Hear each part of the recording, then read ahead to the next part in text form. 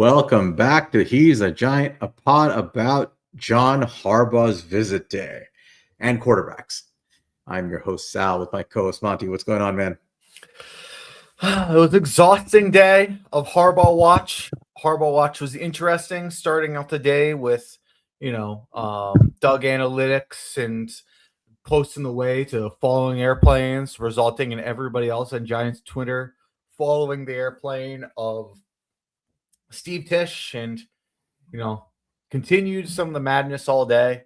I was hoping / excited that I didn't even think we were going to talk about QBs today because I thought we'd have much better things to talk about. But Harbaugh went home, and I'm not discouraged, but I'm definitely disappointed.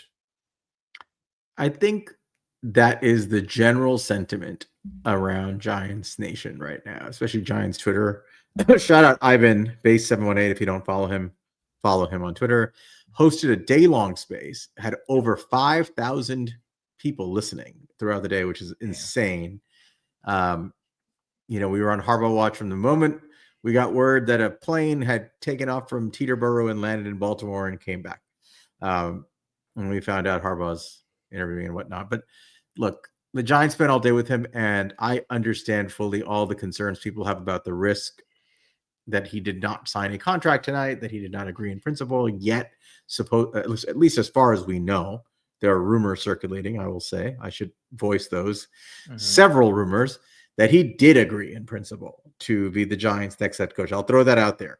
There are many people who are sending out rumors, and I don't know how accurate it is, but let's just say there are people I trust, including our friend Pretty Ricky, who made a comeback for the day before he went back to that, that doghouse in the sky. That don't worry, Giants fan, this is done. It's a matter of time. And to be fair to those people, they have all been saying kind of the same thing, that it might get done tonight, but there's a good chance it gets done sometime between tomorrow and even Monday. That John Harbaugh may go and visit these other places, may take his time, whatever. I don't know what's true. It is disappointing that we're not sitting here knowing that he's our coach. And that is you have this unshakable, just this unshakable bad feeling like something's going to go wrong. We're Giants fans, man. That's always the feeling until it's done.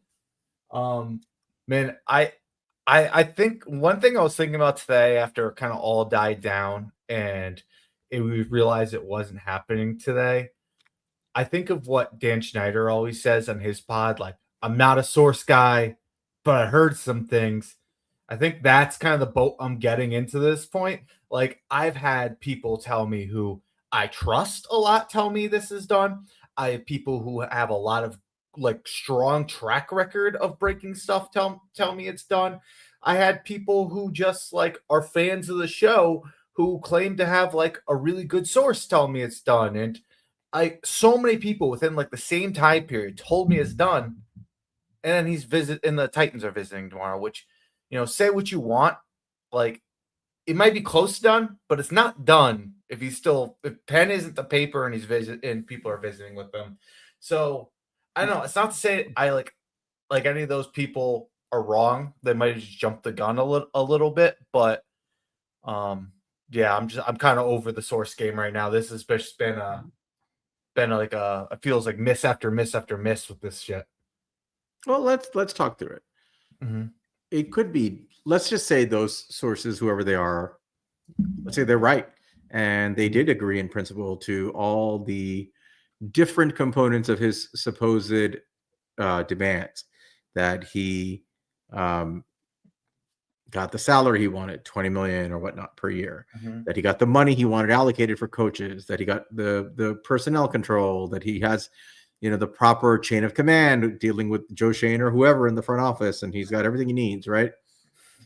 Let's say he agreed in principle and said, yep, I'm going to be your coach. This is good enough for me. I guess, you can stretch the imagination a little and say he told the Titans and others that this is where he's probably going, but he doesn't have a contract yet. Or maybe they don't put it quite that way, but he doesn't have a full contract yet. Pen is not to paper. And he's saying, okay, I'm going to meet with you. I agreed to meet with you. I'm going to meet with you. Until pen is to paper, I'll do that. That's the optimistic view. The pessimistic view of it is it's not done, right? That maybe they're close, maybe he likes it, maybe they're even the lead contender, but he left there feeling like this is an unresolved issue, and I'm still on the open market, and I'm really exploring all my options. And I said, you're not going to feel better until you hear the word that he has made a decision and that the Giants head coach. Now, if it takes 4 days for that, or 5 days, and then he says he's the Giants coach, I mean, it puts us through some misery, but at the end of the day, the job is done. Yeah. If it takes 1 day or 5 days or 2 weeks for him to say he's not, it's the same level of disappointment. It's fine. I'm just trying to look at this somewhat objectively. We don't know all the teams he'll visit. We don't know all the teams that he has full interest in, but we know it's been kind of heavily reported that it's the Giants, the Titans, the Falcons, maybe the Dolphins, although they seem to be pivoting away from this. Falcons seem to be too, to be honest. Hmm? Falcons seem to be too, to be honest with you. Right. And in all seriousness, if his priorities are to win and to take on, as Ian O'Connor has talked about, a storied franchise, and he understands the value of winning a Super Bowl, or making this a Super Bowl contender in a large market, a historic legacy franchise, if he values all those things, if all of that reporting was not complete bullshit, this is not going to be really all that close, to be totally honest. Like, there's just the roster, the QB situation, the history, his relationship supposedly with John Mara. This shouldn't be close. And at the end of the day, I still think likely the Giants head coach, but I think so for reasons of logic, where I just think it's the best job for him, not necessarily because he visited or because we got source reports or anything like that. Although I tend to agree with you. I think a lot of people who made it a point to say this is done, I think people are largely pretty trustworthy, or historically have been, at least. So I have no reason not to believe them. But in the end, I do think the odds are he's the Giants coach. But let's just say he's not. Let's play that out. Let's say he wasn't satisfied. Something happened today. He came away feeling unsatisfied, really wants to go somewhere else and land somewhere else. It sucks because we were all hyped up on the proposition of him actually reshaping the organization, which I think is the whole point of John Harbaugh. Yeah. But at the end of the day, I mean, here's your therapy. Jackson Dart is still our quarterback, and that kid looked phenomenal this year. Malik Neighbors is still our wide receiver 1, and that kid looks phenomenal. Abdul Carter, towards the end of the season, looked like he was going to end up being an elite edge rusher in the NFL. I mean, that's no two ways about it. That's how he played. Brian Burns is an elite edge rusher. Arguably should have been first team All-Pro. You have Dexter Lawrence. Whatever happened to him this year is still one of the best defensive tackles in the NFL. You've got an AT, of course. How can I miss AT? You've got the foundation for something really good here. And if John Harbaugh is not the coach of the Giants, then the onus is on the Giants organization to take a step back and wonder why. Why did this not work out? We went all in on this guy. Why didn't it work? Get answers to that question. Please do not snap hire Kevin Stefanski out of desperation. Take a step back, assess what happened, take your time, interview all the candidates you want to interview, and then choose who you think is most suitable to lead your franchise back into Super Bowl contention. But also assess why it failed if it did happen, right? But that's how I'm looking at it. I'm not going crazy one way or another. I still think, gun to my head, he's the Giants coach no later than sometime early next week. That's what I believe. I agree. Yeah, I mean, you got to think about it. If it doesn't happen, I do think it will. This has got to be the most embarrassing thing that has ever happened to this, at least current ownership. If they went all in, they were told they had a feeling that they were the leading candidate. They went all in, give him everything he wanted, put any money he wanted, and they still missed out on him. And you lose out to the Tennessee Titans. Like, that would be a real kick in the ego for the New York Giants. It's a good question by K-Mac. What do you think is not done? The contract or team structure, etc. I don't know that there's anything actually not done. I'll be honest. I'm not so sure about that. I mean, all the reporting is that he had every intention to see through the process of talking to these teams. I know people find that hard to fathom as being, rational. If he truly has agreed to be their coach, I kind of find it hard to believe fully. But if I had to guess, if there's any issue here, it's ownership structure. That might still be an issue. That maybe he didn't get satisfactory answers about what succession looks like, who's in charge. Maybe he's. I mean, I don't know. But if there is a problem, I would guess it's there and not in anything else in terms of contract or whatnot. The other possibility is they have agreed in principle, but the details of a contract have not yet been hammered out. And until such details are hammered out and pen is put to paper, he fully intends to go on his interviews. I mean, I don't think that's such a crazy idea either. Yeah. And I think to like the point you were bringing up before with like, because I saw like, NYC Sports Addict said in here, like, I have a hard time envisioning him leading on the Titans like that if they didn't have serious interest in their job. The one thing I could say, and he might have serious interest in the job, it's very possible. But the one thing where it could also be is he could be saying, like, hey, like, I'm basically in the final stages here at the Giants. Like, I feel good about this. Like I will give you the opportunity to pitch me because I promised you that.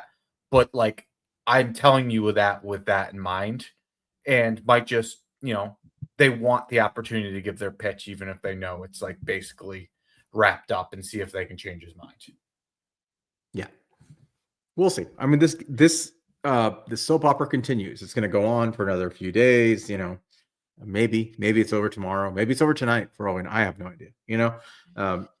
I was making this point. I don't think this is the case, but maybe he's the man who just doesn't want to make a decision sitting in somebody else's office. Maybe he wants to go home, sleep in his own bed, lie down, talk to his wife, and think things through and make a decision that way. I have no idea what his personal habits are.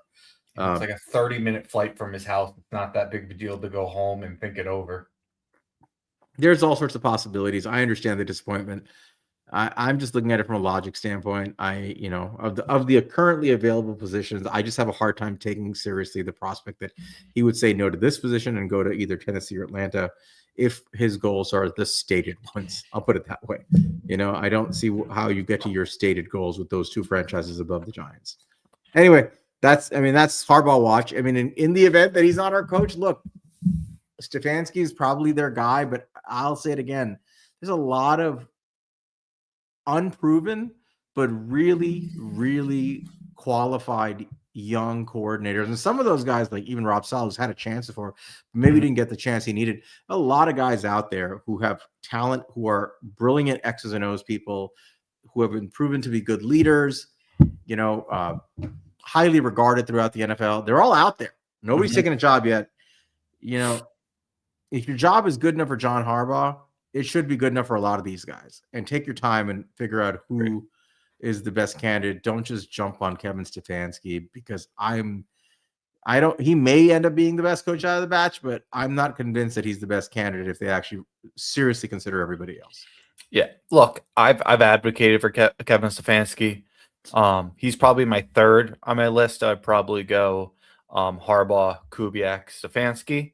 That'd probably be my order, with preference of really prioritizing Jackson Dart. But he's not a guy that you should just jump on. Harbaugh is a guy that you fuck the process. We're getting John Harbaugh, but Kevin Stefanski isn't that. If you come to the end of the process and he's still available and that's who you still think's the best guy, then hire him. But you shouldn't rush the process for Kevin Stefanski. No, not at all. There's no reason to. And if you're forced to make a snap decision on him because some other team like Atlanta wants to hire him or whatnot, you shouldn't. You should just let him go. Honestly, he's not good enough to not assess the field. He's not that much past it. I mean, there's like Mike McDaniel is out there if you want a more proven guy. I don't know how you do this in the market, but he's a very good offensive mind. There's other guys, man. You mentioned Robert Saleh. I'll say like Jesse Minter is a guy who I think needs to get more attention. I don't necessarily know. My main thing is I don't know how he feels about him building the staff, but I truly believe not only is he the next Mike Macdonald, I think he's a better defensive mind than Mike Macdonald. I really do. Yep, exactly. I like Minter. I would love to get him here. I still think there's a good chance he ends up in Baltimore or Miami, but we'll see. I would love for them to pivot to Minter if this doesn't work out and talk to him seriously. Same thing with Rob Saleh. Like, I'm going to keep saying it because I feel like that's a guy who has head coaching experience.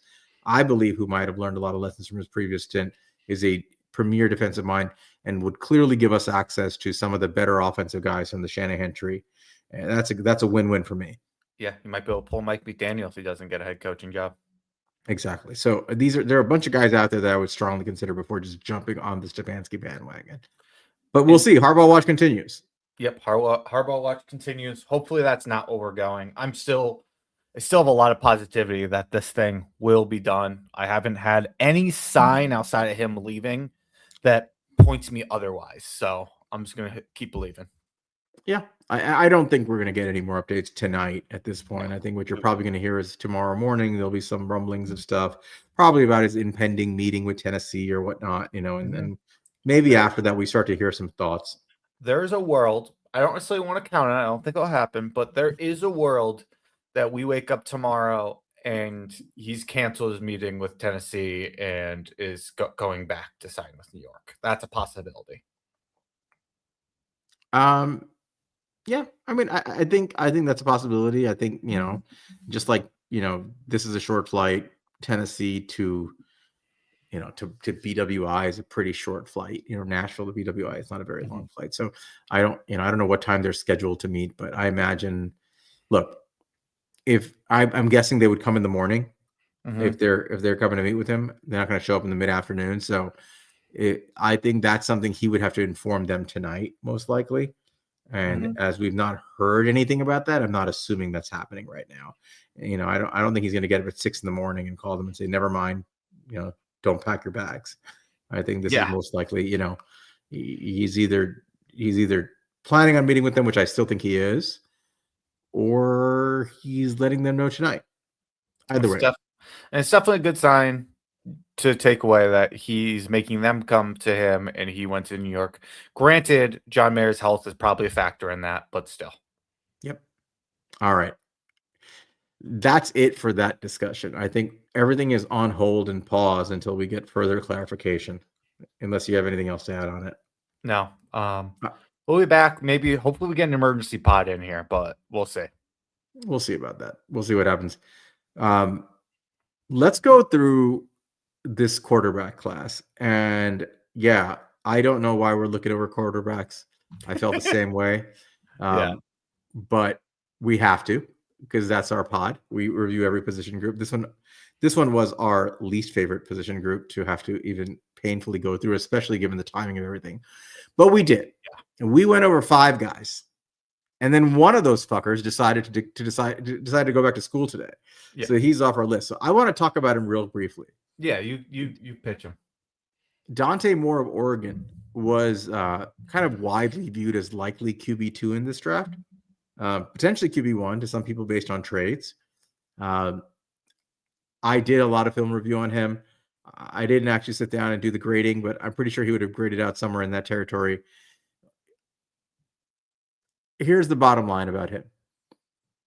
Going back to school is probably the correct thing to do for his development because he is not ready to be an NFL quarterback, in my opinion.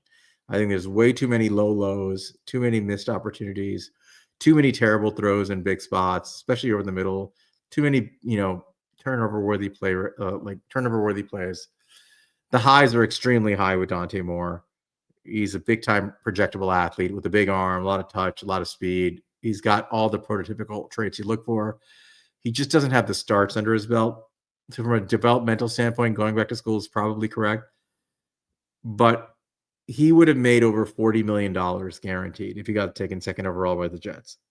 And I've heard rumors that his NIL deal is going to be worth about $10 million this year to go back to Oregon. So that's not nothing. But personally, I think it's freaking insane to say no to $40-something million guaranteed. Yeah. But it's risky, but it is the best thing for these QBs' career to get more starts in college. You've seen it over and over again how much it benefits these guys. I think he'll be a better player coming out next year, as a quarterback. I cannot be sure where he would land in next year's draft class, because unlike this year, next year's draft class at the top is going to be stacked. And look what happens. Come injuries, you look at guys like Drew Aller, you look at guys Garrett talked about today, Garrett Nussmeier. Like injuries can really hurt these guys. If you're going to be a first round pick, especially if you're being talked about as a top 10 pick, just declare. You just get your money. It's not your fault the rules are set up the way they are in the NFL, where only the first rounders get their money guaranteed, and there's such a drop off in cash from that top 10 to everybody else. But my God, take your money. I think it's insane not to, but whatever. He's going back to school with Oregon to probably lose to Curt Cignetti's team next year again. I don't know what else, who knows, but good for him, I guess. Let's go through the 4 guys that we did review. And per usual, we did film review, we did pros, cons, we did grading, and our grading, I'll always remind people, is independent of what other people think and how other people perceive draft value. This does not reflect what we think is going to end up being where their draft stock falls. It's literally just using a set criteria and then grading it on a 1 to 5 scale. And then I have my score, Monty has his, we weigh it out, we average out the scores, and whoever has the highest score, we discuss first. So who's taking number 1 here? You can take number 1, but I'll say it's to what your point, like when we do our big board, like it's not even guaranteed it's going to come out in the way that these numbers go, but it is, based off what Bill Walsh looks for in a QB, this is how we stack them. Yep. So based on our grading, the quarterback that graded the highest from our review of the 4 remaining quarterbacks we went over is Trinidad Chamblis, quarterback, Ole Miss. 6'1", 200 pounds. You guys have seen him in the college football playoffs this year. It's his first year in the FBS after spending years in JUCO, and he famously has been trying to get another year of eligibility from the NCAA because he spent time in JUCO. He was recently denied that by the NCAA. He's appealing it. So unless we hear that he wins his appeal, he should be declaring for the draft. So let's talk about the QB1, Trinidad Chamblis in terms of the scoring system. So number 1, shout out to my friend DKit, who is not in the best mood right now because of what we discussed before, but he was the first guy to tell me, you got to look at this guy, Trinidad Chamblis. He's for real. His QB1. His QB1, yeah. And so Trinidad Chamblis pops off the screen. He is a natural playmaker. That is what you see when you see him on the field. He's a playmaker with his arm. He's a playmaker with his legs. When it comes to running the football, which is something that immediately shows up on the screen when you watch him, he has an elite and explosive first step. He's very fast to take that first step once he sees the running lane, accelerate, and generate a huge amount of yardage when he's on the go. He's got a lot of zip on his arm, talking about that arm playmaking. This is not a small guy with a weak arm. He has a rocket of an arm. He has a lot of zip, especially throwing the ball into tight windows, over the middle, into danger. He can get that ball there quickly. He has a quick release. He can do it when he's standing firm in the pocket, and he can do it off platform with his feet off the ground. The kid just has a rocket arm. One of his best skills when you watch him is his ability to improvise. And that goes to the playmaking. He can escape pressure. He can run around and extend plays. He can give his receivers time to come back to the football, and he tends to do that a lot and then make big-time throws to get big plays out of those broken structure plays. It is one of those elite traits you look for, and we value more and more nowadays. Guys like you mentioned here in your comments, guys like Caleb Williams, Drake May. We look for players who can do things like that. He's got a little bit of that in him. To be honest, Jackson Dart, right? He's an improvisational player. He is when you watch him, and you kind of have to watch not the all 22, but the games, he's a leader, right? He's a field general. You can see it. The men on that field follow him. The kids follow him, whatever you want to call it. But he is the leader on that field, and he looks like a natural leader to me in the huddle, on the sideline. These are all qualities I look for in a quarterback. Going back to some of his athletic traits, he's not just a straight line runner like Daniel Jones. He's smooth, he's shifty, he runs like a running back. And again, another thing I look for is, how do you do in big spots, big games? Well, all you had to do is watch him in the playoffs. He's a big time player in prime time, a PTPer, as Dick Vitale used to say. The kid loves the big stage, and he performs well on that stage.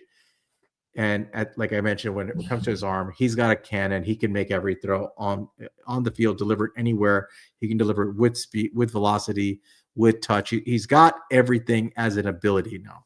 Where the cons come in are there are some inconsistencies with usage of that arm talent. Sometimes he's got a little bit of JJ in him, right? Everything's a fastball. Yep. Doesn't show consistently that he has that touch to layer footballs, in the intermediate part of the field consistently. He does it. You see it sometimes, but I think his natural instinct is to try to like just shotgun everything into the receivers. And I think he knows he has a certain amount of arm arrogance, and he will throw the ball into harm's way a lot more than you may be comfortable watching. He's fearless in doing it. Yeah. I mean, he has a lot of arrogance, and he thinks he can kind of beat any coverage. Other cons, I would say, he's not a big guy. I'm guessing he's going to come in at about 6 feet even, and he's not exactly like a big stout dude. He's probably 200 pounds. He's not like 215, 220. After he has a couple burgers. Right. These are going to be problems, right? Like you see in the NFL, the guys who are smaller, sometimes they struggle seeing over their linemen. Sometimes they struggle with their size because of the ability to take hits. So these are going to be questions that are going to be asked about him. But at the end of the day, he is worth talking about. He's a dynamic athlete. He's a playmaker. He's a field general. He's a leader. He's got elite traits, elite arm strength, elite running ability, poise, leadership traits. He's who you want on the field with the game on the line, honestly. He has things to clean up, like his decision-making, some of the arrogant related danger throws, some of his ball placement, I think is questionable at times, and some of the soft layering of throws, things that definitely need cleaning up. But at the end of the day, I think this is a playmaker quarterback that you can bet on and kind of bank on the upside. So that's my review of Trinidad Chamblis. Yeah, man. I mean, I agree with most of what you said there, basically all of it, but I hope this guy gets approved to go back to college, because what I saw in those playoff games was something special. I think we all watched that and when this kid is special. But I went back and watched the all 22 of the other games, and I didn't see that kid most of the time. Less special.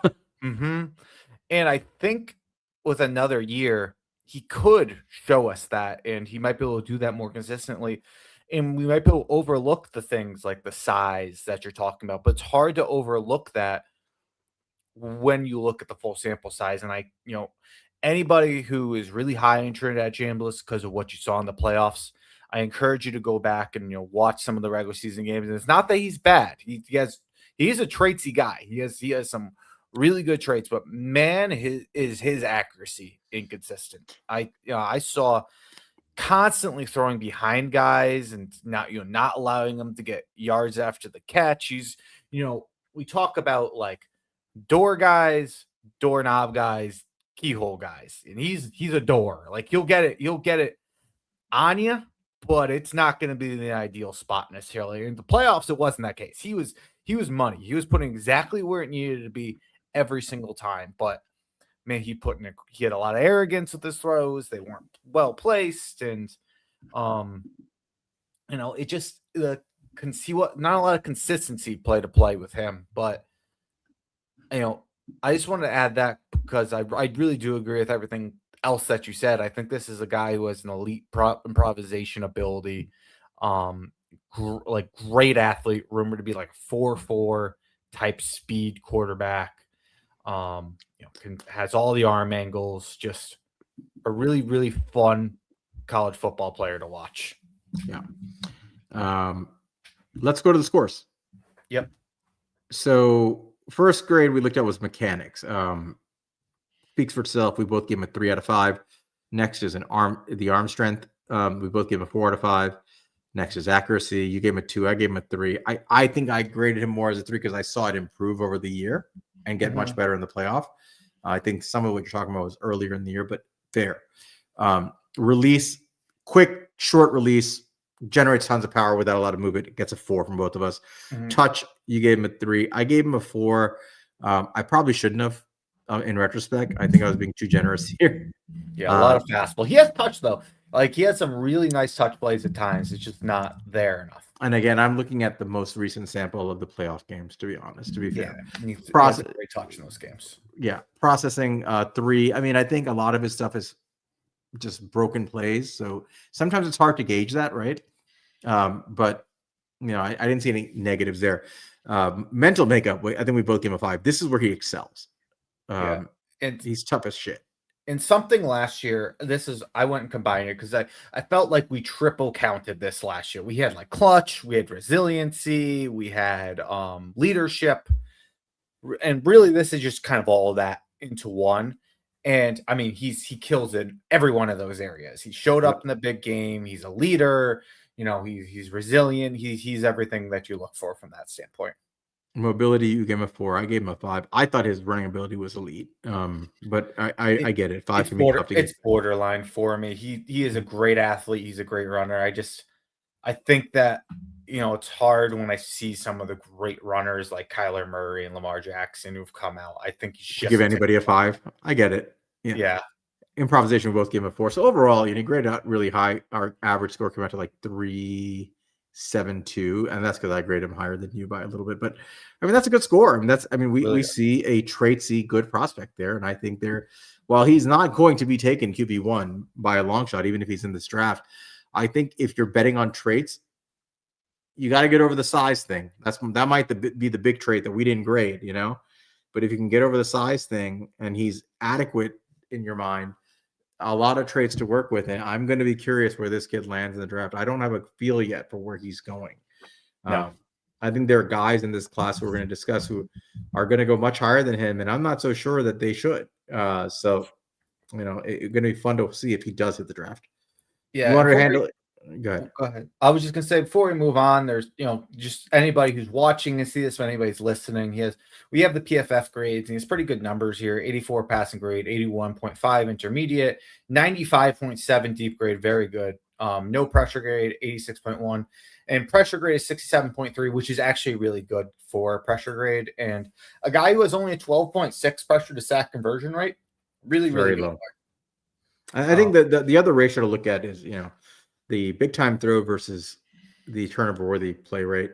So turnover worthy play rate around 2% is kind of standardish, right? That's kind of where you expect guys to be. He's right there. Big time throw rate of 6.1% is very good. So that's almost a 3-to-1 ratio. That's actually very solid. Essentially saying he makes 3 Sunday throws for every errant throw. And that's actually a good ratio. I mean, that's what you're looking for, somewhere in that territory. That 12.8% pressure to sack rate is outstanding, especially when you're saying he gets rid of the average time to throw is, 2.57 seconds. That's fast. He gets the ball up pretty quick on most plays. But again, he will still, some of that is dragged up by the fact that he will break structure and run around, and that'll raise his time to throw. When he's not pressured, that ball comes out pretty quick. And that might be the offense, but it's something I appreciate. One other thing, I'm going to show these for all the quarterbacks that I want to put up before we move on, is CFB Numbers does these spider charts of EPA for all different areas from these guys. And I think it's just an interesting thing to look at for these guys. And Trinidad Chamblis especially has a very, very good looking spider chart. So you see this line's 100th percentile. This is 75th, 50th, 25th. And you can see success rate, EPA per play, explosive rate, early down EPA, late down EPA, pass EPA, rush EPA, sack rate. All this is above the 75th percentile, many of it at or near the 100th percentile. The only thing he has is, EPA loss to turnovers is a little bit above the 50th percentile, this is typically where you see these QBs take a hit. So this is a really, really good looking chart. He's filling out most of that spider chart. Again, I don't know where he lands in the draft, but if you're just watching the tape and you're grading the traits, then you're looking at some of the factors we're talking about, it's hard not to be very excited about him as a prospect. I think there's a lot to like there. Yep. All right, man. You want to go to the next guy? Yeah, let's go to the next guy. So I'll stop sharing here and we'll pull up the next guy. I think the next guy will be no surprise to any of you guys, and probably the person you were expecting us to say the first overall. So let's just get into it. The most likely first pick in the NFL draft Fernando Mendoza, who will be playing in the national championship Monday night for the undefeated Indiana Hoosiers. 6'5", 225 pounds. I mean, this is kind of a throwback quarterback, Sal. This is, he reminds me of the quarterbacks, back of the 2000s and the 90s. He's not what the quarterbacks are today, but damn, does he have a lot of good abilities. So let's get into some of it. So let's start. He has plenty of arm to make all of the required NFL throws. He might not be have high end arm talent, and I honestly don't even know if wouldn't even say it's like just enough. I think it's a good arm. It's just, it's not like that throw off your back foot backing up and you're flicking it 60 yards. It's not one of those type arms, but it's like a Jared Goff level arm, like a very, very good arm. Shows natural feel for loft and placement. I mean, that's one of his best traits. It's a guy who just can absolutely drop a football into the bucket, and he does it consistently. I remember a similar kind of style quarterback with Shedeur Sanders, who we reviewed last year. I saw a few plays where he did that, and it really impressed the hell out of me. And I felt like I saw that from plays like that every game for Fernando Mendoza. He was just dropping these absolute dimes into a bucket. Really impressive. Consistently hits his receivers on the correct shoulder, allowing for immediate yak and self-protection. Just always puts the ball where it needs to be. And, with that note, I said, I brought up the doorknob, keyhole. This is the keyhole guy. He's actually placing the ball where only the intended target has a play. He really puts it exactly where it needs to be consistently. One of the most accurate quarterbacks I've watched. Throws with advanced anticipation, consistently releasing the ball before the receiver comes out of his break, and technically correct lower body mechanics, although it does lack some suddenness. So let's get into some of the cons here. Honestly, this is also a bit of pro. He does. I'm going to give him credit here before I get into con. This guy I did not give enough credit for his athleticism. He is not a guy who's extending plays and is looking to throw to run, but multiple times a game he is taking off with his legs and has more than enough athleticism to run and get a first down. He's more Daniel Jones that way, but he's not quite that as athletic, but that's the type of style he plays with. But with that said, that's also a con to him, is he just doesn't play off schedule. That's not his game. He's not a guy. Second, he's running, it's to run. It's not the throw. Limited pocket mobility, like his feet just aren't quick in the pocket. He also has really bad feel for pressure in my mind. I feel like he doesn't know when the pressure's coming. He has a little bit of that Eli who just kind of folds once the pressure is there. It's just really not good at, avoiding pressure and sacks, and something I think is going to be a problem for him in the NFL. Ball placement can deteriorate under duress, where, he does have some really nice plays where he kind of feels the pressure, but when the pressure kind of catches him off guard, which happens more often than not, you can really see it hurt him. Relies heavily on the primary option pre-snap.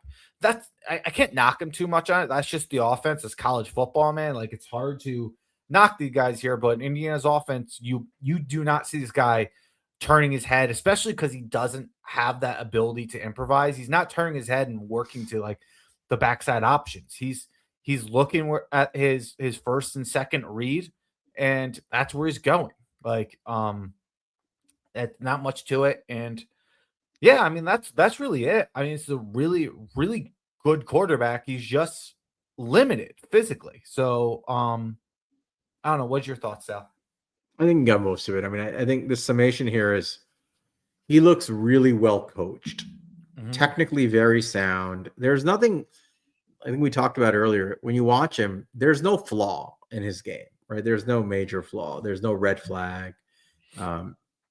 Mechanics are sound. Release is sound. Ball placement is outstanding. I think that's his best strength, actually, his ball placement and timing. He throws with anticipation. He runs the offense very efficiently. He knows what he's doing out there. He knows where his receivers are supposed to be, with precision and timing. And he just gets the ball where it needs to be consistently. He's a point guard. He's a really good point guard. and he gets the ball there consistently over and over and over again.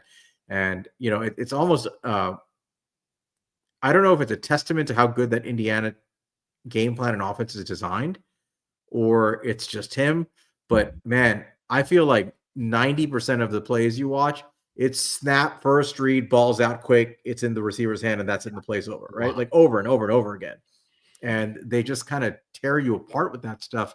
And they use different route concepts, but Mendoza has it locked down mentally. And I think there's something to be said about that, right? He really has this offense down pat. And I think that translates, the ability to learn an offense to that level and translate it in your consistent play over and over again. So I think he's a well-coached, technically sound player.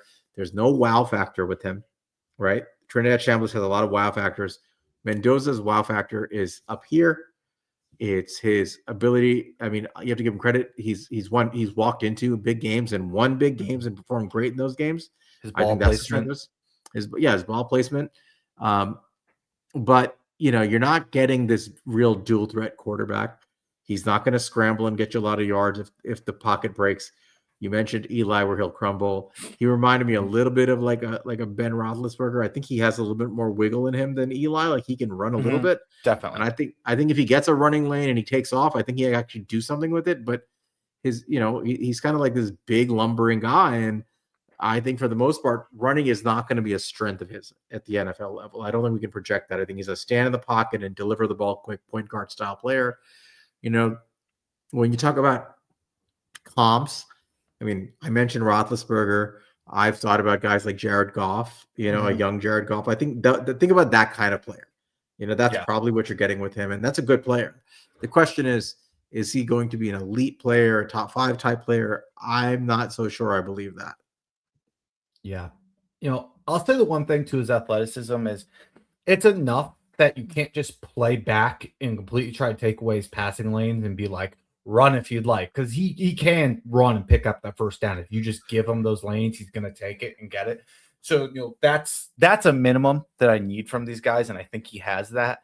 What's funny is I forgot who brought it up. There's somebody on Twitter, and I thought it was a great quote because it's so true. It was basically said, like, if Kyle Shanahan traded 3 first-round picks to come up for Mac Jones, imagine what that tree thinks of Fernando Mendoza.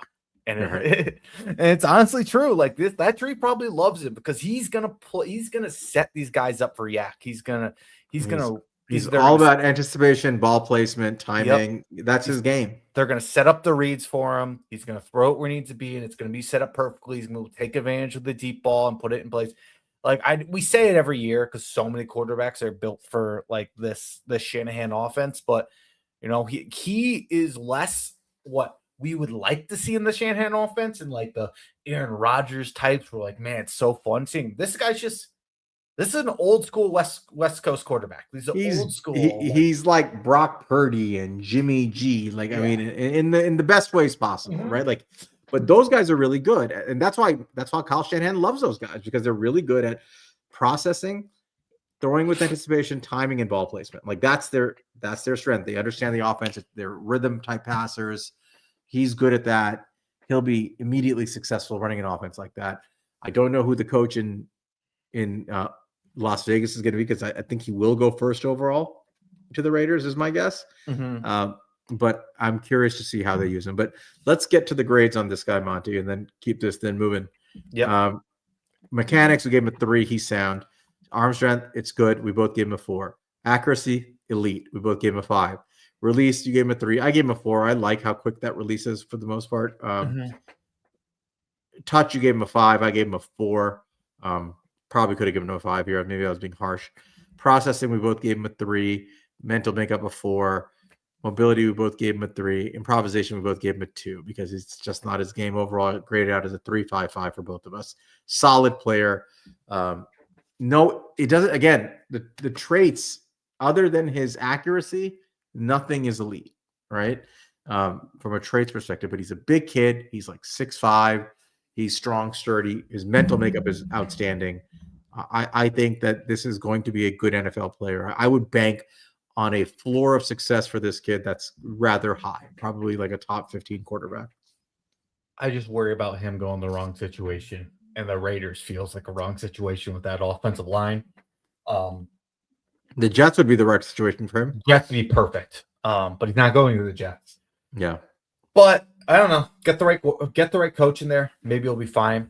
But look, again, I'm going to bring up some of these numbers before we move on. 91 passing grade, 91.4 intermediate grade, 95 deep grade, 91.9 pressure grade, 71.7. That's 91.9 no pressure grade, 71.7 pressure grade. All really impressive. 80.2 adjusted completion percentage, which is 5th in the country. 6.6 big time throw rate to 2.5 turnover worthy throw rate. Again, like almost like 3-1. You do look at the pressure to sack conversion, 18.2. It's not bad. Certainly, like so you want it under 20 is fine. It's just a little bit higher than you'd like, but it's fine.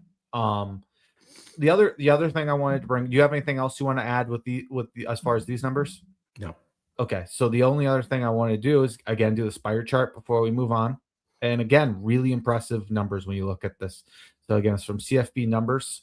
You look at this, and we'll get into some of the stuff that we not going to negatives. But as far as the stuff you kind of expect them to excel in, almost 100 percentile, almost if not 100th percentile for success rate, EPA per play, explosive rate, early down EPA per play, late down for EPA per play is a little bit less, pass EPA. His rush EPA is like 75th percentile, like right in the nose. That's still solid. We said he's a decent runner.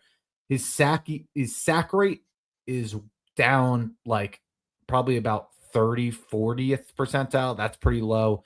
And his EPA lost turnovers is down at 50th percentile. So that sack rate is really the main thing you're looking at here. But as a passer, those are just some elite places for him to place. Yeah.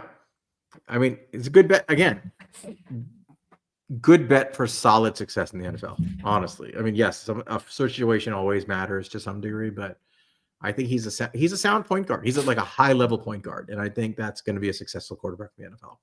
Yeah, maybe he has a little bit more juice than that. We'll see, but without the rushing ability being a prominent feature in his game and the ability to make off-script plays and scramble under duress, I'm going to hold reservation on like saying the upside is like this through the roof kind of thing.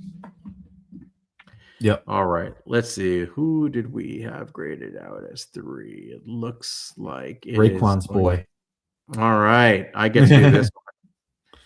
Our third quarterback is Ty Simpson from Alabama. Ty Simpson from Alabama is 6'2", 208 pounds. Similar, a little taller, but similar frame to Trinidad Chamblis. Ty Simpson is a highly heralded recruit. He was a 5-star recruit by 24/7 Sports. If those of you watch Alabama football, got to see a tale of 2 seasons with this guy. So early part of the season to midway through, looking like potentially first overall. No joke, right? I mean, Brugler had him number 1 on his big board at one point. And then the second half of the season happened. It's a kid who just got a chance to start this year finally after Jalen Milroe went to the NFL. What he does well, he has a cannon. The kid has a big arm, and he can throw it with a lot of velocity. He is a very good athlete. He can run. He can make plays off script. He can use his legs. He has some juke to him and create a lot of explosive run plays when he needs to. He's a good field processor. He can scan the field. I think he does a good job of working through progressions. Good job of reading leverage, knowing when to throw the ball, who to throw it to, where to place the ball. And he does throw a lot of big time throws. Like he makes Sunday throws. He shows that arm talent with touch, velocity, anticipation. He flashes elite traits. Mm-hmm. He's a guy that senses pressure, knows how to use his legs to get out of trouble. All this stuff sounds great, but here are the downs. He's a different quarterback when he's under consistent pressure. Mm-hmm. What I mean by that is if he's got a clean pocket, he's going to probably dice you up. If he's got a clean pocket with some occasional pressure, he gets comfortable and he's able to use his legs. But if he's in a game where he's getting a lot of pressure, his entire game falls apart. Like none of the stuff that was good holds true. It all falls apart. His mechanics, fall apart. His velocity falls apart. His ball placement, his timing, his ability to read through progressions falls apart. His ability to make plays under pressure falls apart. I'm sure his EPA and things like that are awful under pressure. I didn't even look at it. And he will sometimes make attempted throws when he's under pressure that are insanely dangerous, often actually, and lead to turnovers. So he is extremely high when he's high, but he's very, very low when he's low. And when he's low is typically when he's under any kind of pressure from a great defense that's consistent. He just struggles to get his footing and he falls apart. At the end of the day, this is another traitsy, high-end athletic kid with a big arm, can make every throw on the field. He can use his legs to make every play with his legs on the field. If you protect him and he develops a rhythm, he can really be dangerous. If he faces pressure and he has to start breaking structure too much, a lot of stuff falls apart completely. There's a lot of risk here and a lot of upside, but that's essentially the story of Ty Simpson. What did you think? Yeah, I agree with what you said. Like, look, I mean, this is the guy who can operate under pressure when it's not, like you said, not consistent. This guy is a guy who, can use his legs and escape and make plays. He's good at throwing on the run and whatnot, but he does not really win under pressure from the pocket. And when he just feels like he constantly has to bail, and it's just everything kind of fails, and it just puts his brain in a blender. It seems like I had one note here. I'm like, he occasionally makes decisions that defy logic. He forcing throws into tight coverage or locking into primary reads despite better options. Like they put him into a pretzel, and he just was like, why did you do that? Really, I don't know how he goes into his meetings with his coach the next day and explains why he made that decision. I think that's where, one, it was starting to play better teams, and two, I think people learn that about him. You put him under pressure, and he's going to crumble. And he never shook out of it, and it was just a downward spiral for him in the second season, for the second part of the season. But man, is he talented from athleticism standpoint. You saw, I'm sure many people saw this. There was one play he made the Zach Wilson pro day throw in a game. He rolled out to the left off his back foot, launched it down the center of the field, 60 yards. He has a lot of Zach Wilson to him with that, just that the athleticism, the big arm, the out of structure. He has this is a guy who I definitely think I could see, not undeservingly, but being the guy who raises up the draft charts this offseason, just because he's gonna wow once you put him in shorts. He's one of those guys. He really should have went back to school, man. I don't know why the hell he came out. First of all, he needs to work. He clearly needs to work. Second of all, it's just this is his first season starting. At least with Dante Moore, he got some starts his true freshman year. This is his only season starting. It's too little of amount of starts. Teams are going to hate that. I don't know where he's going to go. I hope if he goes somewhere, he can just we always talk about this as a great spot for anybody, but the Rams, but in the sense that he can really sit behind. Hopefully Stafford plays for 2 more years. He needs the Jordan Love treatment at this point, because he really should just be playing in college. That's where to get the most help, but he really needs some time because he's not ready. NFL is not a developmental league, and I think that's a concern with this kid. He's got a lot of talent. Even if he was not going back to Alabama, he should have hit the portal, collected a lot of money, and gone. And I'm sure he would have gotten a massive NIL deal somewhere, and gone somewhere else and played and got the reps in and fixed some of the mechanical issues and the pressure related issues to make him a much more suitable candidate to be drafted early next year. But alas, he's coming out, and he's going to have to land in the right spot. I think getting him on the field early. I know I said this about people last year. And sometimes it's true and sometimes it's not, but I don't think Ty Simpson is ready to be on the football field right now. Unless you can explain away the second half of the season in some way where there was an injury or something else, right? But right now I'd be concerned about him starting. I hope he gets a chance, if he does get drafted, to develop a little bit. I thought he should have gone back to school. Let's do his grades, Monty, and see how he ranked out, because he actually ranked out better than I thought he would for us. Mm-hmm. He's traitsy. He is traitsy. Mechanics, we both gave him a 3. He's average. Arm strength, we both gave him a 4. He's above average. Accuracy, we both gave him a 3. He's average. Release, we both gave him a 4. Quick, strong, stout release with the football. Touch, you gave him a 4. I gave him a 3. I'm balancing the beginning and the first half and the second half of the season. I get it. There was some real Sunday throws where he's layering this football over people's heads. It's just you're right. It disappeared. Processing 3. Mental makeup, we gave him a 2. I was not impressed with how he performed at all when the games got hard and under pressure. Mm-hmm. Mobility, we both gave him a 4. Improvisation, you gave him a 4. I gave him a 3. He balanced out to about a 3.33 overall grade.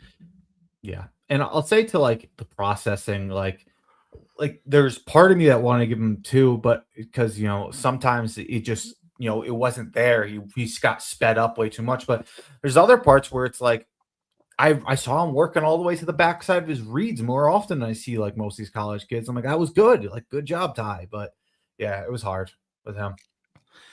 I mean, look, I expected to see a lot worse when I turned on his tape. Me too. And I was impressed with a lot of the throws he made. So I know what you're talking about. Like, there were plays where, when you're watching game film, we've been doing this for a few years now. You're watching these quarterbacks.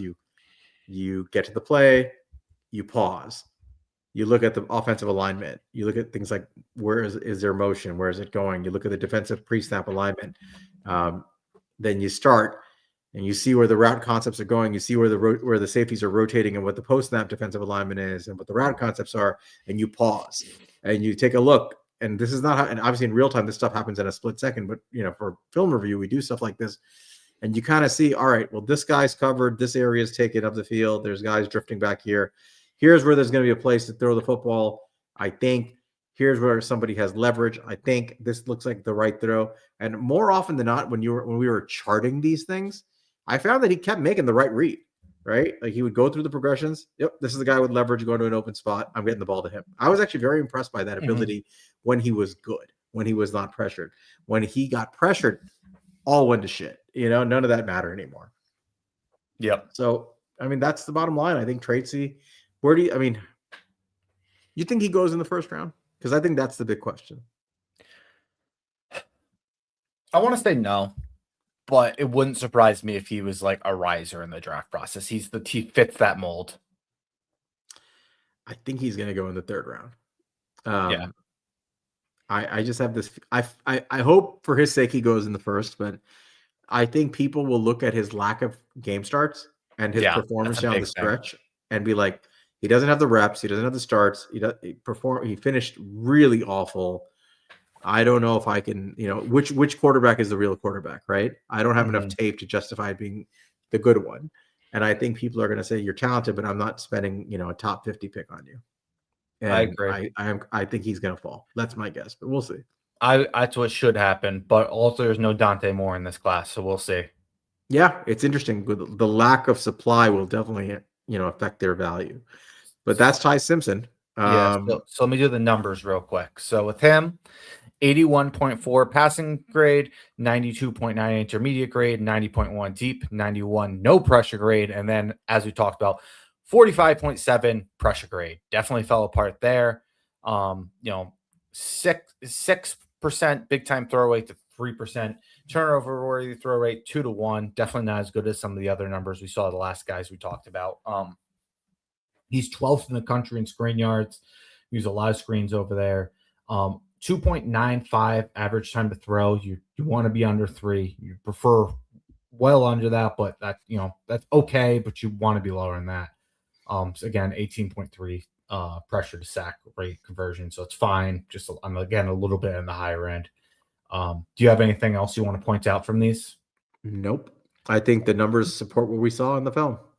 All right. The last thing I'll show is, the spider chart. So this is where you start to see some differences from the guys we've looked at so far. Does it look as full and clean as some of the other guys? You see, a success rate around 75% percentile, EPA per play around 75 percentile, explosive rate is, more in that 80, 90th percentile. Early down EPA rate is about 75th percentile. Late down EPA rates, probably about 60th percentile. Pass EPA, good, probably about 80 to 90th percentile, and then rush EPA which surprises me because he's a really good athlete, but man, that's down in like 30th percentile. His sack rate is down like in 30th percentile, and his EPA lost turnovers is like 5 to 10 percentile. So there's some brutal numbers in there, and there really isn't the highs to bring it up. And I think that chart illustrates again the problem in projecting him and where he might land in the NFL, how he might perform next year. There's a lot not satisfactory there. He should have gone. I don't know how he came to the conclusion that he's going to declare. I think he got bad advice. I really think he needs to go back to school, but alas, here he is. I think he still has time to change his mind, if I'm not mistaken, right? Or is that door closed now? I feel like he can, but I don't remember. Like, I don't think if you hire an agent, but I don't know. I'm not sure. I'm not updated with the new rules. Okay. All right. Why don't you go over the last guy that we're reviewing for this QB episode? All right. Last guy, my guy. We didn't get a chance to review him last year because he went back to school. All aboard the Nuss bus. Garrett Nussmeier, who the bus is sitting on the side of the road, sitting on cinder blocks. But here we go. Garrett Nussmeier from LSU. Let's double check what his he's 6'1", 205 pounds. So a little bit of a smaller guy. Let's see. This is what I have. So I'm going to preface this because I thought I would take a different way to look at this. I already knew Sal. I talked to him. He said you only looked at the tape from this year when you reviewed him. And, this is a guy who was rumored torn oblique, a guy who had an abdominal strain, a knee injury, dealt with a lot of injuries and played through a lot of injuries this year. And he might have just be the player you saw this year, or he may be close to the player you saw last year. So I figured it'd be good to kind of get a grade and look at both. So I'm going to kind of touch more on his 2024 tape, and then I'll let Sal kind of comment on what he saw in 2025. So this is what I saw. I thought this guy, Garrett Nussmeier's exceptional feel for pressure. Consistently avoiding sacks on maintaining mechanics and timing in the pocket. I felt he had really good feet and just like I said, just good feel for where the defense is coming in. I thought a guy who manipulates arm angles well. He creates throwing lanes to avoid defenders. I thought he possessed like great arm strength. Capable of delivering the ball with both distance and velocity all level of the fields. Can really just fling the ball all really far down the field. What also comes with velocity. Effective layering the ball over defenders, combining touch and anticipation to timing to place the ball where only the receiver can make a play. You consistently saw this guy last year. Placing the ball over defenders, putting it where it needed to be. It was some real NFL throws, some high-end stuff that you don't see from these younger guys. That was one of the reasons I was really on the Garrett Nussmeier bus. But some of the cons. He does not throw well from off platform with accuracy and timing. And suffer when mechanics and footwork are compromised.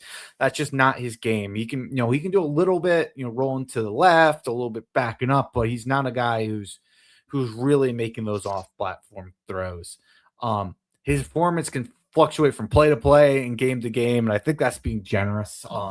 This is another guy who you saw kind of really drop off the second half. It's a guy people are looked at as QB1. Much like Ty Simpson last year, and then his play fell off. He just really, pressure, a lot of similar things when he was under pressure and all that type of stuff.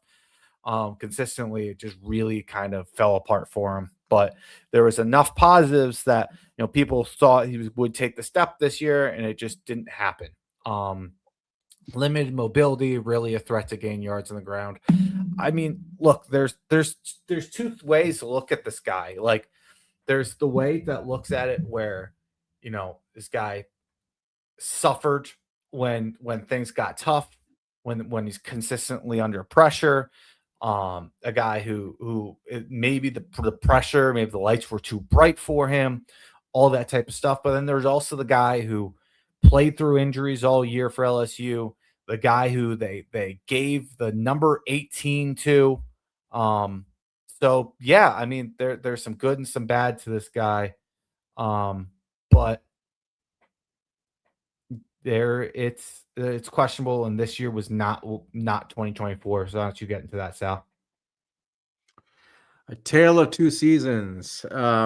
I was with you on a lot of the early season Nussmeier excitement last year.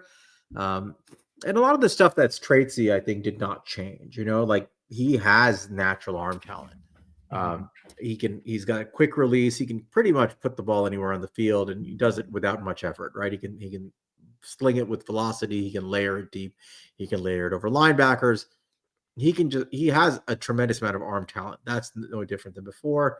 And I think that he's a tough player. I think he's a guy that takes a lot of hits, gets up, keeps fighting through, and because of that, I think he's highly respected amongst his teammates. He does all the traitsy things well, right? He can make good anticipatory throws. He can play under pressure and make big time throws under duress, things like that. He does a lot of those things fairly well, but not consistently. What I saw more this year than last year was two things stood out. One, he makes a lot more risky throws than I think I'm comfortable with. And for a guy who now has his second year under his belt as a starter, his inability to not make kind of stupidly risky throws that are turnover-worthy type throws so often is a little alarming. And that was an issue in 2024 too. It was, but you expect it to get better this year, right? Yeah. It actually got a little worse. And he puts the ball in harm's way a lot and doesn't. And again, maybe it's arm arrogance. Maybe it's just that he's not reading the field well. It's hard to tell, but I think that's a big concern. I don't think he makes enough, despite all his talent. I don't think he makes enough big plays to compensate for that kind of callousness with the football that shows in his stats. What did he have? 12 touchdowns and 5 interceptions, something like that in 9 games. That's a bad ratio. The other thing that stood out to me a lot, and I think there was this last year towards the end of the year, and he still had it this year, is he just, even though he's a pretty good athlete, I think when you see him run, he can move. He refuses to move. Like he will not take run lanes. So I saw consistently teams, defenses would drop back. They drop 7 or 8 in the coverage and play zone.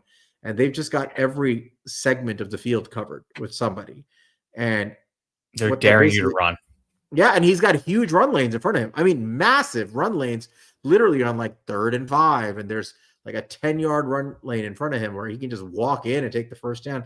And he refuses to take it. He refuses to run, just consistently does not want to use his legs to use them as a weapon, would rather force the ball into harm's way. And that's where a lot of those bad throws come from. But if defenses know you're just not going to take the run lane, guess what they're going to do? They're not even going to bother with you at the line of scrimmage. They're going to drop back into coverage and make life impossible for your receivers. So I saw a lot of that stuff. So I mean, overall, I think, again, traitsy, has a lot of the stuff you're looking for in terms of raw talent, but there are just some traits of his, some natural instincts that I'm not comfortable with as a starter at the NFL level. Yeah. And, to what you said, like that's the type of shit they did with Tua for a while. Like they would just drop 7 or 8 and be like, fucking run. And he wouldn't do it. So like, it's, it's a problem. And for sure, that's something to worry about. And although I did see some really like high end NFL stuff at times from him, like he was getting Tony Romo comps, and I definitely saw that. He didn't take that step this year, and he wasn't there last year. There's a reason he went back to school. So he's a tough evaluation. He's somebody I'd be interested in taking a shot on, but he's nowhere near where I thought he could get to. So. Do you want should I go over, or no, let's go over his grades. Yeah, let's do his grades, and then we'll do his spider chart. Yep. Because you already went over his grades here, right? His PFF grades. So did you actually? No, but just do his our grades. Okay, so our grades, mechanics, we both give him a 4. Arm strength, we both give him a 4. Accuracy, 3. Release, we both give him a 4. Touch, you gave him a 4. I gave him a 3 because this year I saw less of it. Processing, you gave him a 4. I gave him a 3. Again, this year I saw less of it. Mental makeup, gave him a 3. Mobility, gave him a 2. And improvisation, you gave him a 3. I gave him a 2. I think he got worse this year. So he graded out a lot lower for me than he did for you. But I think that tells the difference in the season. So yeah, I think it's a little concerning that he got worse. As he got into his next year, but that's where he is. Why don't we talk about his grading on PFF and then we go into his spider charts? Yeah. All right. So on PFF, just look year to year. He went from 84.5 to a 77.1 this year, but let's kind of talk into the 77.1 this year. 76.4 passing grade, 83.1 intermediate grade, 90.2 deep grade, 82.1 no pressure grade, and 55.9 pressure grade. All those are, like below 70th percentile, above 50th. They're good, not great. Adjusted completion percentage 77.4, 19th in the country. That's good. Let's say 4.5 big time throw rate. That's 3% turnover word throw rate. It's not good. It's not even 2 to 1. Let's see, 75th in screen yards, 19% pressure to sack conversion rate. This is a guy who through the first half of his first year starting was sitting at like 0%. So some of the best notes, Michael Penix-esque. And right, his pocket field fell apart. It's very strange. Gets ball fast, 2.48 seconds. That's 13th in the country. That is good. But yeah, should I go on to the spider chart? Yeah. All right. So I'm going to as you do, I'll tell people like his numbers and his decline, they mirror a quarterback we went over last year who's playing in the NFL now, Quinn Ewers. It's very similar kind of a trajectory, I would say, to Quinn, in his kind of decline in his draft year. So I'm going to show 2024 and 2025, given our conversation here. So this is 2024. You see some more of the high end stuff in 2024. You see, over the 75th percentile success rate, EPA per play, explosive rates more the 80 to 90 percentile. Early down EPA rate is down in like the 60th. Late down EPA is like the 80th. And pass EPA is probably like in that 90th percentile. Rush, about 55 maybe it looks like there. Sack rate, this is what you saw last year. Was a fantastic at avoiding sacks. It's probably the 80 and 90th percentile, something you have not seen with kind of the other guys we've talked about. But look at this. EPA lost turnovers. That shit's 0. That shit's right in the middle. That is bad. So, that was a lot of that second half last year. He was just throwing ducks up to nobody. So, let's go to 2025. They changed to letters in front, so I picked that. All right. So let's go to 2025 and a little bit more balanced this year, but you didn't get the high end stuff. Success rate is a little below 75 percentile. EPA per play, a little below 75th percentile. Explosive rate, a little bit below 75th percentile. Early down EPA play, a little below 75th percentile. Late down EPA rate, about 50 percentile. Pass EPA, about 75th percentile. Rush EPA, around 55 percentile. Sack rate, all the way down to about 55 percentile. But EPA lost turnover rate, actually, for what he did last year, got a lot better. Got up to 50th percentile. So, you saw more of a balanced quarterback this year from an EPA standpoint, but you really lost all the highs that you saw the year before. Yeah, and I think some of the lows still exist. Maybe they're a little bit less bad than they were at the end of last season, but they're still there. I have a hard time placing him, honestly. He's probably a late day 2 quarterback, early day 3 kind of guy at this point. That's probably my best guess. Somewhere in the 3rd or 4th round is where he's going to go. But he's traitsy. He's a big kid. He's a big, strong kid, and he's got traits, and he has flashes of really high-end traits.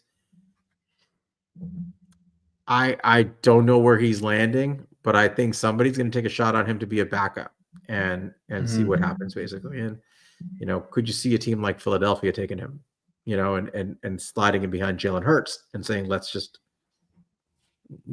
this Jalen Hurts thing through for another year or so, right? And this kid can sit and learn. Maybe, I think that's the kind of place I can see.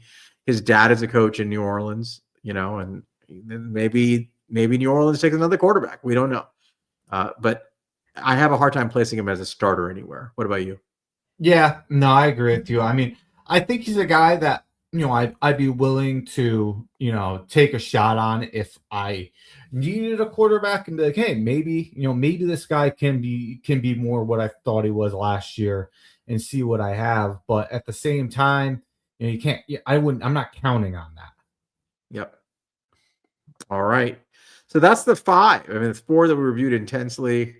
5th was Dante Moore, and as you guys know, he's going back to school. So we'll leave it at that with the quarterbacks. And that actually concludes our 3rd year of position by position prospect reviews. 3 straight years of this. So for the diehards in here, we appreciate you guys for sitting with us and going through all this crap.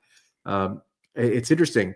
We started this pod to do exactly this, and these are usually our least watched episodes. It's our other episodes that get like thousands of views, but for the diehards who want to go over these prospects, this is the stuff we like to do.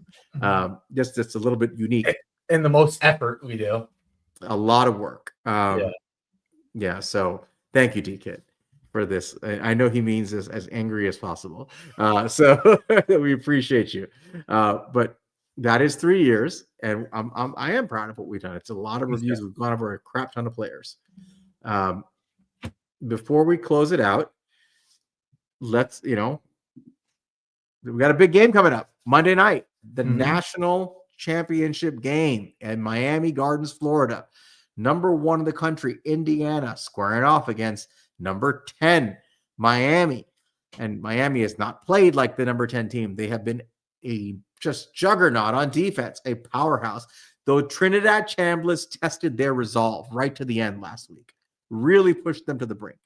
But that Miami defense is nasty.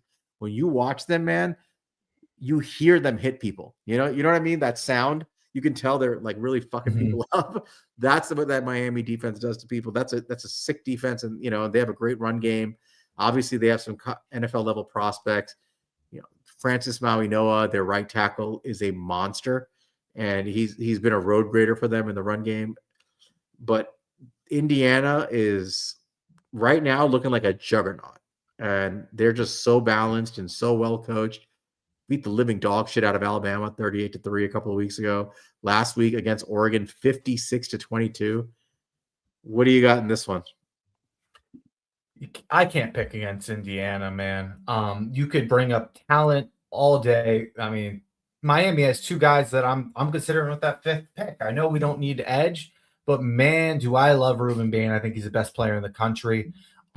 Nagoa, I think, is a fantastic, just road grader of a tackle. I think he would be an awesome fit, especially if we got a guy like Harbaugh in here. Love those guys, but I truly think Curt Cignetti is the best coach in sports, period. Not football, sports. I think I've never seen a team, at least not in a long time have I seen a team fight for a coach like he does. It brings out talent that shouldn't be competing with these guys. And I mentioned it.